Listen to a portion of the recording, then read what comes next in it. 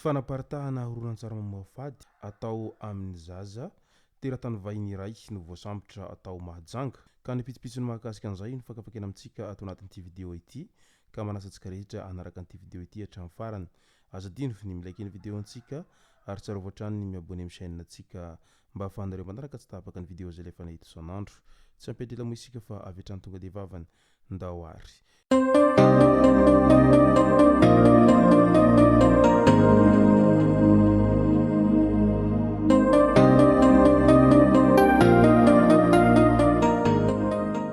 Ny tonga tsy miaraba hono ny namantesitra ka dia faly miaraba isika rehetra mpanaraka tsy tapaka an'ity chaîne ity ny tenako amin'ity androandroany ity arakin'izay efa natsipiko zay dia ny mahakasika an'ilay raharaha teratany vahiny iray izay manaparitaka ny horonan-tsara mamoafady ny zaza tany Mahajanga no tena iompanantsika ato anatin'ity vidéo ity fa milohan'izay dia andao aloha ho resantsika ireto tsara ho fantatra manaraka ireto. Lalam-pirenena fahaenina iny nisy fiara-nirehitra teo anelanelany Arivony Mamo Saharinana lalam-pirenena fahaenina iny tsy fantatra izay antony nahatonga ny loza fa tsy nisy kosa ny ainana fohy levony afo ilay fiara ka mankaherin'ny tompony.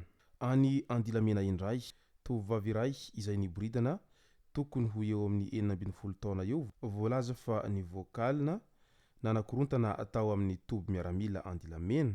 Ny fanenjehan'ny miaramila tamin'ny alina tontolo izy tamin'ny 7 alina mahery 20 minitra izy no voasambotra. Efa ela ihany no nampijalian'ny mpamosavy ny miaramila araky ny ango-baovao ka izao nandraisana fepetra izao.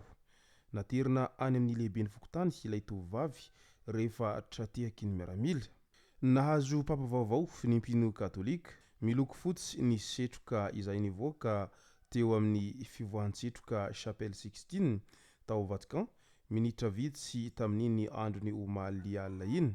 Proof fa nisy papa voafidy ka maro no niandry an'izay fampahafantarana azy amin'ny fomba ofisialy. Ny kardinaly protodiakra Dominique Mamberty no hilaza mpahabe maso ny anaran'ny papa vaovao. Voaka marobe amanalina no efa niandry izany teo amin'ny tokotany beny Saint-Pierre. Fantatra fa Léon 14 no anaran'ny papa vaovao. Ny kardinaly amerikanina Robert Francis Prévost 17 taona no voafidy ho papa faha 17 izy arak'izany nosolon'ny papa François izay nodimandry tamin'ny 1 aprily 2024 lasa teo iny.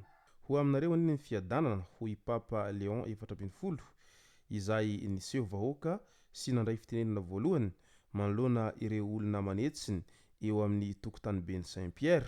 Niarahaba izany ny filoham-pirenena amerikanina Donald Trump tao amin'ny tambazotra X ny Truth Social ary nilaza izy fa voninahitra lehibe ho an'ny firenena ny nahalany any papa amerikanina voalohany ity ary efa tsy androny kosa izay hihonana amin'ity papa vaovao ity. Misy moa ireo mpino izay naneho ny heviny mahakasika an'ity fahalaniny papa vaovao izay avy any Amerika ity. Araky ny voalazany Guy Rivo Randrianarsoa misy dikany lehibe matoa ny filohan'ny firenena matanjaka indrindra eto amin'izao tontolo izao sahy mamoaka itony sary itony 3 andro mialoha ho isatrany.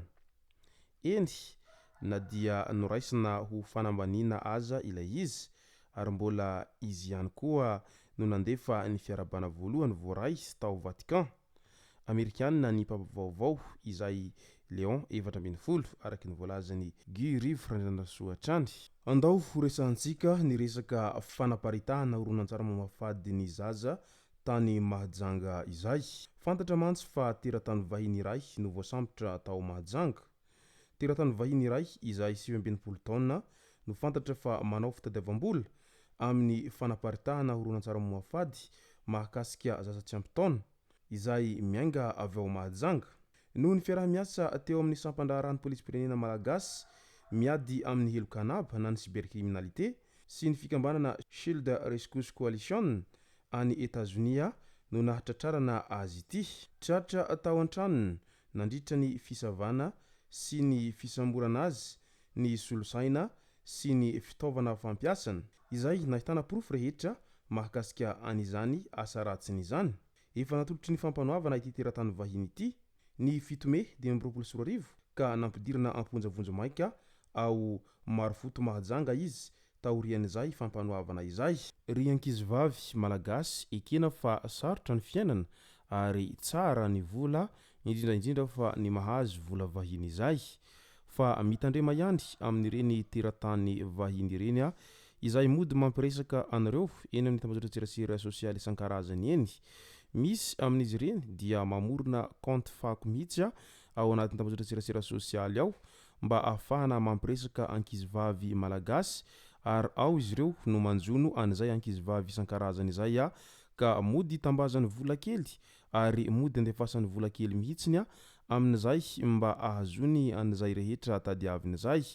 Dia rehefa andefasany vola kely iny amin'izay mantsy dia taitaitra ireo ankizivavy ary iny izy no manararaotra mandrebireby an'ireo ankizivavy amin'ny alalan'izay hoe andefaso horonan-tsary isan-karazany amin'ny ilay mamoha fady ary alefaso ihany koa ny sary isan-karazany mamoha fady izay.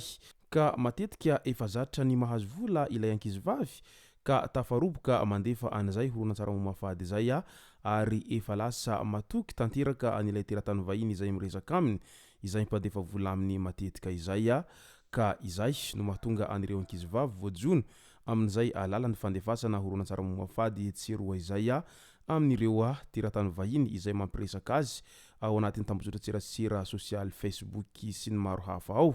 Ka mitandrema daholy ianareo ankizivavy izay misehatra ao anatin'izay tambazotran-tserasera sosialy Facebook izay mba tsy hanaonao foana ary ihany koa mba tsy hatoky be fahatany an'ireo teratany vahiny izay mody mampiresaka anareo etseroa ireo fa ny ratsy tsy kely lalana ary misy amin'izy ireo dia ataony fitadiavam-bola mihitsiny izay fakana ny horonan-tsary mamoha fady amin'ny ankizivavy izay mody tambazany vola izay dia rehefa aveo no amidiny any anaty tambazotran-tserasera hafa ireny horonan-tsary mamoha fady izay alefan'ireo ankizivavy amin'ireo ka izay no mahatonga azy ireny lasa miparitaka etseroa amin'izay. Misy amin'ireo ankizivavy aza dia tsy mahalala sy tsy mahafantatra mihitsy fa efa miparitaka any ane ny horonan-tsariny sy ny sariny isan-karazany amin'izay mamoha fady izay dia iny izy voataitra amin'izay ary eo izy vao manenina amin'izay nefa efa tara loatra izany nenina izany satria efa miparitaka ilay horonan-tsary sy ny sary mamoha fady isan-karazany. Izay no masaka azona roso tao anatin'ity vidéo ity tomboky lasa tomboky vavy misaotratsika rehetra nanaraka an'ity vidéo ity hatramin'ny farany. Azadino finimy like ny vidéo antsika ary tsarovatra trany ny miabone amin'ny chaîne antsika mba ahafahanareo manaraka tsy tapaka ny vidéo zay lefa nahita isan'andro. Tomboky lasa tomboky vavy mankasitraka dia mirary soa.